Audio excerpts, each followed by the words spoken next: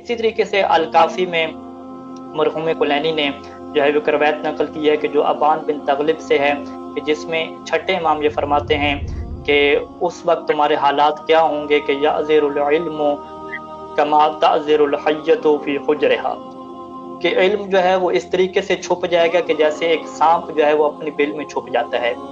वख्तलफत शिय्अतु, और शियों का आपस में इख्तलाफ हो जाएगा, और इतना शदीद इख्तलाफ होगा कि सम्मा बाज़ुहुम बाज़न कज़्ज़ाबीन, कि बाज़ शिया दूसरे बाज़ लोगों को झूठा कहेंगे, बहुत ज़्यादा झूठा कहेंगे। एक कहेगा कि तुम झूठे हो, दूसरा कहेगा कि तुम झूठे हो। और हालात इससे भी बुरे हो जाएंगे कि तफ़ला बाज़ुहुम फ़ी वजूह बाज़िन, कि बाज़ शिया दूसरे बाज़ शियों के मुंह के ऊपर थूकेंगे। इतनी नफरत बढ़ जाएगी कि कोई दूसरे को देखने पे राजी नहीं होगा।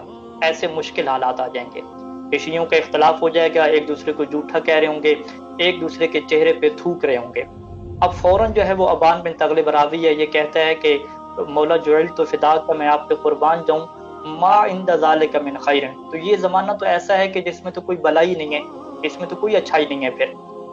फिर सुनेंगे इमाम ने क्या जवाब दिया। इमाम ने जवाब दिया कि फ़क़ाल अली, अब रावी कहता है कि इमाम ने मुझसे फरमाया कि अल खैरु कुल्लुहु इंदा ज़ालिका, कि सारी की सारी भलाई तो इसी ज़माने में होगी।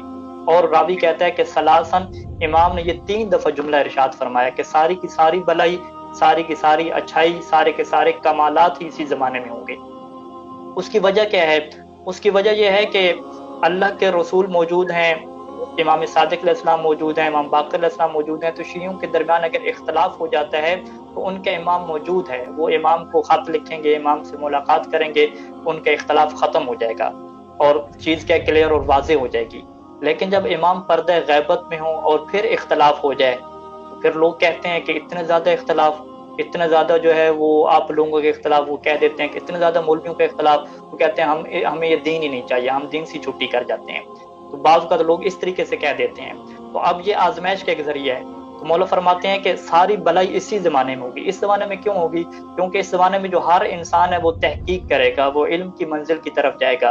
इतना ज़्यादा जब इख्तलाफ होगा तो वो हमेशा सर्च करेगा, तहकीक की तरफ जाएगा, और अपने इल्म की वजह से वो तशख़ीस देगा कि हक़ कहाँ पे है और बातिल कहाँ पे है। इसी वजह से मौला अली अलैहिस्सलाम ने ये फरमाया था नहजुल बलागा में कि हक़ और बातिल को मिक्स अप कर दिया जाएगा, दोनों आपस में मिक्स हो जाएंगे।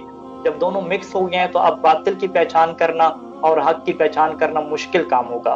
और इस मुश्किल काम को जो बंदा करेगा, यानी जो बंदा इल्म हासिल करेगा, तहकीक करेगा, उसका क्या है मर्तबा होगा और उसका बहुत ज़्यादा अजर होगा।